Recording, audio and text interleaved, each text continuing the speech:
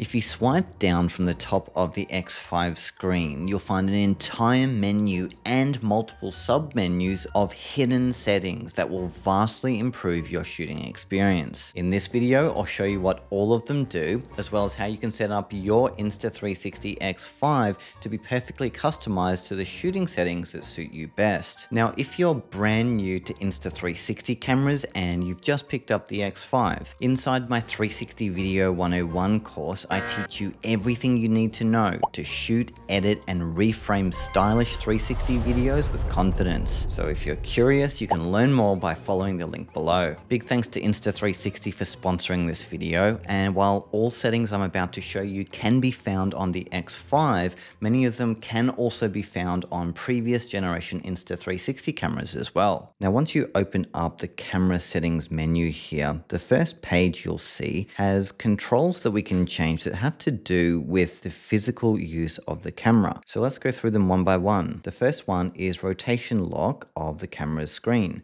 So if you wanted to use the camera horizontally, if you were maybe recording in single lens mode and wanted to mount the camera like this, rotation lock will allow you to change the orientation of the screen. However, I'd recommend using it the normal way, especially if you're shooting in 360. So keep rotation lock on. Next is screen lock. So if you want to instantly lock the screen of the camera, just tap it, and this will lock the touch screen to stop you accidentally pressing it. If you want to unlock it, just swipe up from the bottom. Next is a deeper settings menu that we'll go into in a bit. Over here, you'll find brightness, and this has to do with screen brightness. So if you're shooting in really bright sunlight, you may want to manually turn the brightness up all the way, or if you're shooting in really low light, you may want to turn it down. Generally, I like to keep the screen at around medium brightness or just under, since it is a really bright screen as is, and turning it up too high will drain your battery faster than is necessary. There is an automatic setting here if you want it to choose the brightness itself. Next is prompt sounds. So this has to do with the sounds that the camera makes while you're shooting. So I like to keep this on mute, meaning the camera does not make a single sound.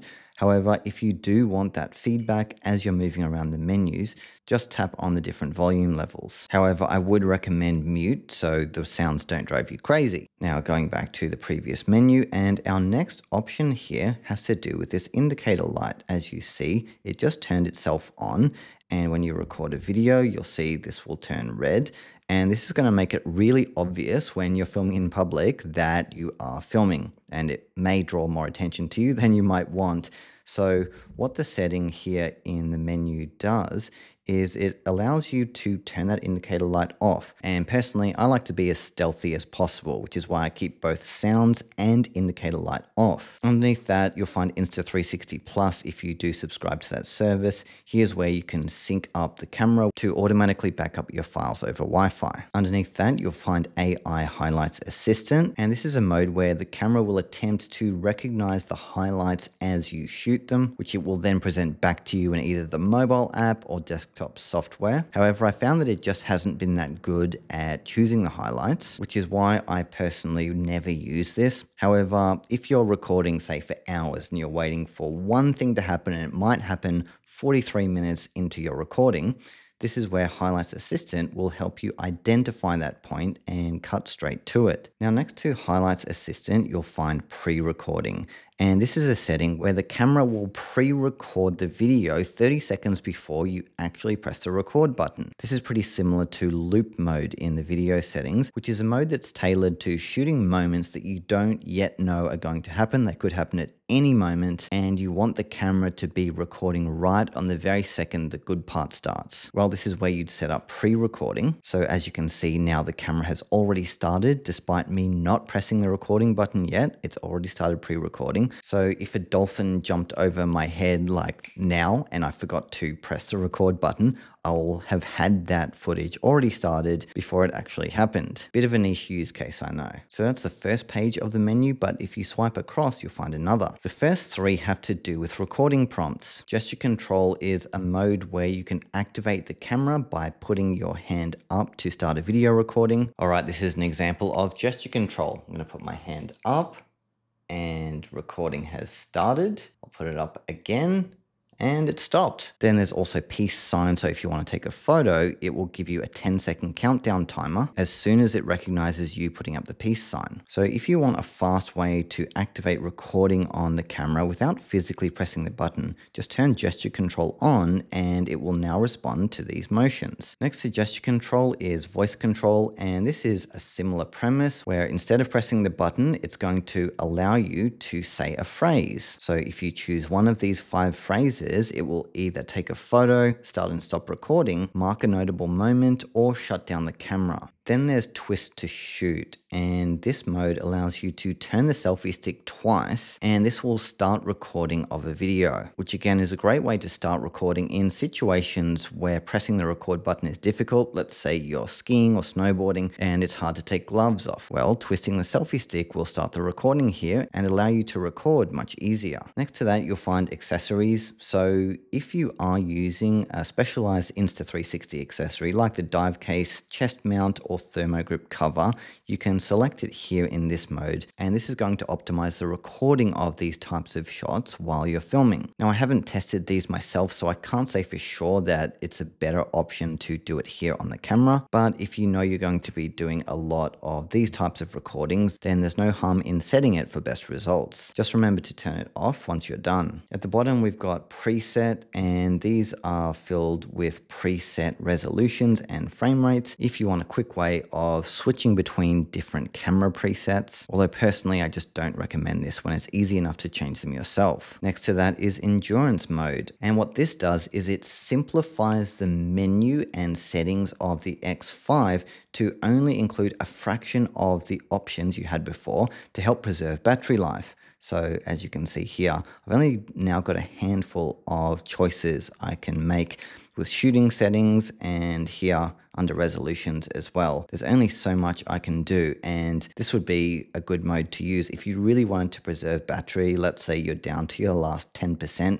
and you still have a couple of hours of filming to go. This is where desperate times call for desperate measures, and you'll want to switch into this mode. However, you'll definitely want to avoid using endurance mode if you can, by either getting a second battery or bringing a portable charger with you while you're shooting. Now, there is one more screen across here, and this one starts with Bluetooth. So if you have a Bluetooth remote, maybe you want to record GPS with your videos, you can connect it here, as well as any headsets or microphones. Maybe you've got Apple AirPods that you want to connect to the camera. Well, this is where you'll connect them. Underneath that is audio settings. And again, if you're recording with an external microphone, you'll be able to customize the output of it here. And even without one, you can also change the type of sound recording it does. The automatic setting is going to be a good one with the automatic wind noise reduction. And I'll be sure to cover the other settings in an upcoming video. Underneath audio settings is QuickCapture. And by turning this on, what you're doing is you're giving your camera permission to start recording straight away, even when it's off. For example, let's press the record button and voila.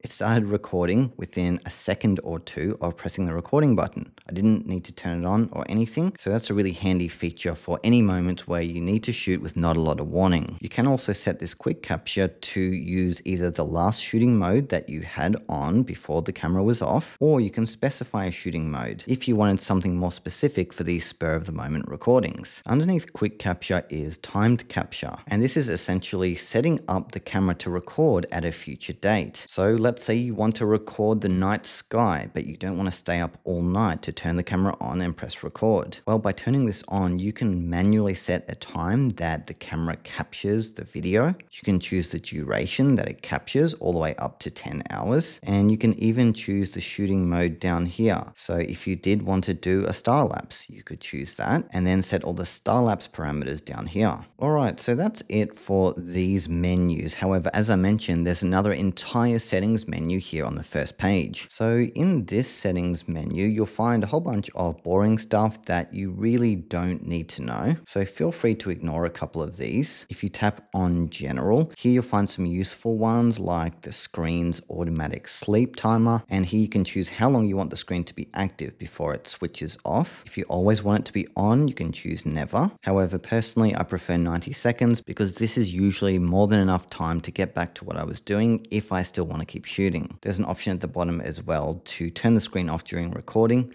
And the benefit of this is that it will save battery from having the screen off if you're doing longer recordings. Underneath the screen auto sleep is auto power off. And this is a very similar premise. How long do you want it to be until the camera shuts itself off? And I would recommend 3 minutes here if you want to save battery. However, if you're shooting for long periods of time, you can change this to one of these other options. There are a few more options here. One is touch to wake screen. So this is for when your camera does go into sleep mode. All you have to do is touch the screen to wake it up. There's a long press shutter button to cancel recording. This means if you realize you messed up a take and you know you're not going to need the video at all and you just want to get rid of it, well, all you need to do is long press the recording, as you can see, and it's going to cancel it and remove it from the memory card so you don't have to delete it later on. Personally, I think this is a great feature and you should absolutely turn it on. Finally, there's Bluetooth wake up, and this is for if you want to wake up the camera from either your phone or a Bluetooth remote. Now, if we go back to the previous menu, there are a few more here. We're nearly at the end. Under General, you'll see SD card, and this will show you how much space you've got left on your card. There's time code, which you can probably ignore. There's Wi-Fi settings, which have to do with whether your camera's Wi-Fi is always on or not. If you use your phone a lot while shooting, I'd recommend keeping this on,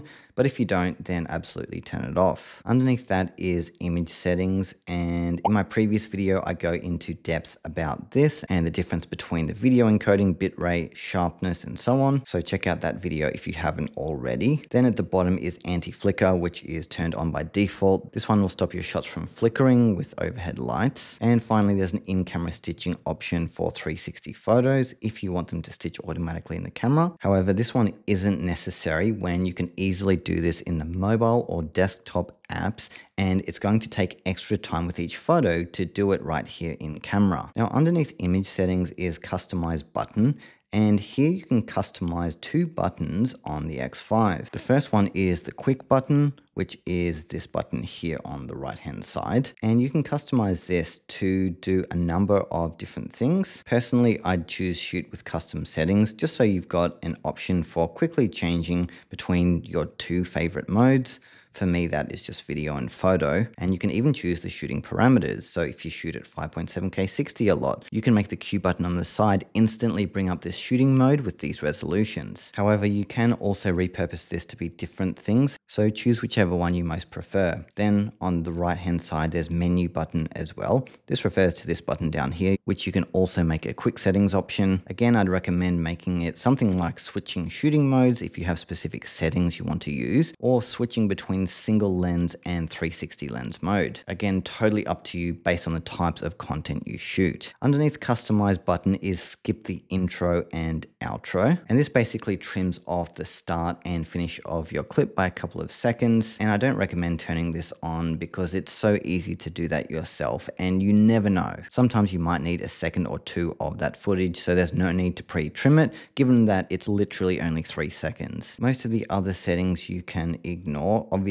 you want to make sure your date and time is right, but this should automatically be set once you first activate the camera. There's a gyroscope calibration option, so if you find your shots ever look wobbly, going through this calibration process will help level the camera's gyroscope. And underneath that is stitching calibration, and this one is particularly helpful for if you ever have to replace one of the lenses. Doing the stitching calibration will make sure the 2 lenses stitch together again even after you've removed the old one and installed the new one. So make sure you do this if you do break and replace a lens. So there you have it. Now, you're not going to be using all of the settings I just covered because that's going to make life way too complicated. But I'm guessing there are a couple in there that you were like, oh my God, that is awesome. So definitely try them out and see how much smoother and faster your shooting becomes. And if you want to learn the other important aspects of making Insta360 videos you're proud of, inside my 360 Video 101 course, I share hundreds more tips and tricks just like these that will level up your 360 video game and help you create awesome content that gets noticed. You can learn more and see exactly what's inside the course by following the link below. And now that you know these hidden shooting settings, next you'll need to figure out which photo and video settings to use with the X5. Well, in these 2 videos here, I cover all of the best shooting modes for the X5 and exactly how to set your camera to get awesome 360 photos and videos.